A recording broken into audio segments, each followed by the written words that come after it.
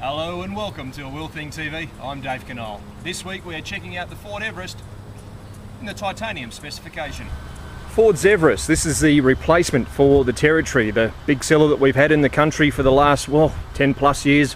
This is completely different. It's based on the Ranger four-wheel drive ute, a little bit shorter overall, but effectively the same mechanicals underneath. And as you can see, even in the front end, just a little bit similar as well, with the way that the headlights and the grille work. Certainly a very American style design, but you know what?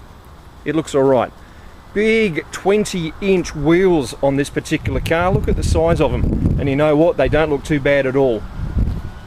Nice big tailgate at the back. And it is, of course, power operated. Let's check it out. Like most cars that are power operated nowadays, you've got it on your key fob, a button in the cabin, but in this case, just in the handle there.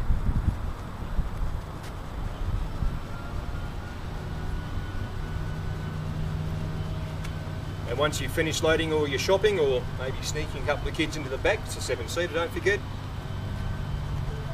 Easy as that.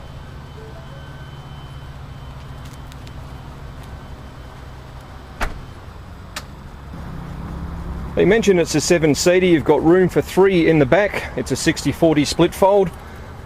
Just to pull on that, push down there, and as you can see, you've got your back seats in there, and the kids basically just hop up over the steps and away they go. Big full-length glass sunroof in the car, and on the front end, plenty of leg room. Interesting interior colour. It's not black, it's not any of the colours we normally expect. It's more of a battleship grey with leather. It is heating for the seats, but no cooling. Again, a problem for the Australian climate, especially if you get into one of these cars after a hot day. You'll be very quickly burning your backside, and you want to have some cooling.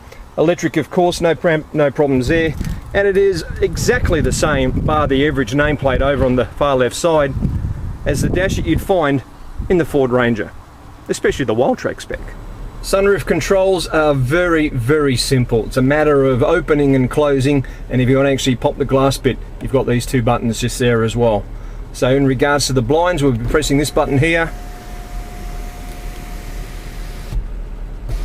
Preset, of course, to the first distance, and you can go all the way back. As you might notice, there's aircon vents for the rear seat passengers. So you've got fan speed, you've got temperatures, you've also got your 12-volt socket.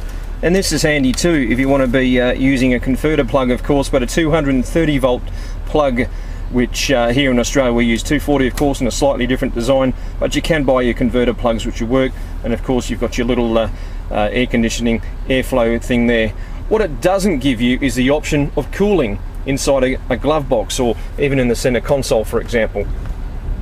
On the road, the Everest is a bit of a heavy car to drive. It's very sluggish under normal acceleration, and it's got the same woeful brake feel as the Ranger, where you put your foot down, there's nothing for about an inch, and then you sort of have to feel like you need to press harder in order to get any action happening. And in a car that weighs close to 2.5 tons, that's just not the right way to do it, and especially if you are using the towing facility that this thing has. You know, you're talking around 3,000 kilos worth of towing, then the brake feel just simply isn't up to scratch. Ford's Everest titanium. Look at around $70,000. You probably wouldn't be far off the mark here in Australia, but you get a lot of car for the money. 3.2 litres of diesel grunt up the front, 470 Newton meters. Economy of around 9 to 10 litres per 100 kilometres, depending obviously on how you drive. You've got that four-wheel drive system, which would probably not be out of place inside a Range Rover for some of it. It'll handle well in the city driving. It's a great off-roader, and certainly a fantastic country boulevard driver as well.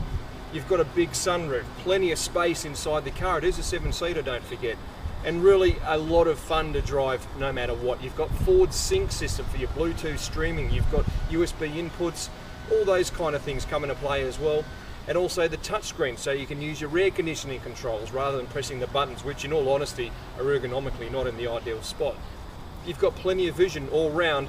A big problem though with this particular car is the brakes. They need to have a look at the way that the brake system works. You don't want to press down and get an inch worth of nothing before the brakes even think about grabbing. For me, that's a real problem with a car that weighs 2.5 tons. Go to ford.com.au, book a test drive, make up your own mind. For a Wheel Thing TV, I'm Dave Canole.